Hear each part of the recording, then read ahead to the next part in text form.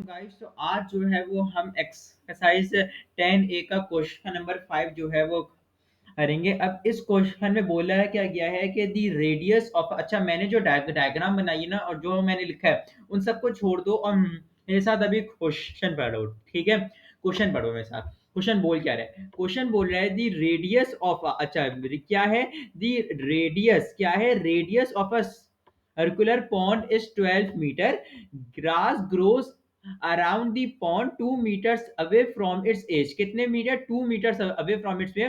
Find in terms of pi, मतलब के पाई को सॉल्व नहीं करना, पाई के टर्म्स में ही आंसर देना है।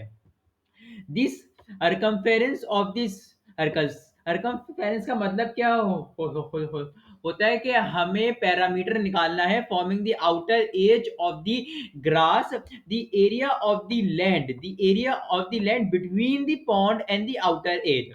तो सबसे पहले पार्ट ए के बारे में बात कर लेते हैं। मैंने बोला कि ये आपके सामने क्या है, एक अदद पूरा पॉन्ड। अच्छा पॉन्ड जो है वो ये है पॉन्ड, ठीक है। पॉन्ड जो है वो ये है जिसका रेडियस कितना है, 12 में है। और उसका जो आउटर एज है, जो बाहर की जगह है जहां पे घास ग्रो हो रही है, वो इतना दूर दूर है, वो 2 मीटर दूर है। वो 2 मीटर क्या है, दूर है। तो मैंने इसको ऐसे ही सॉल्व कर दिया जैसे जैसे आपको दिख रहा है।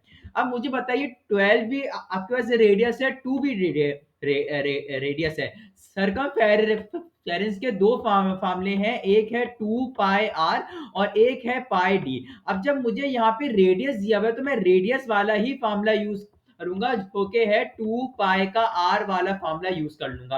अब मुझे पता है कि 12 यहां तक, अब मुझे निकालना है कि इसका कितना सरकमफेरेंस है। तो 12 यहां तक और यहां तक पहुंचने के लिए मुझे दो और चाहिए जो कि दो दूर है।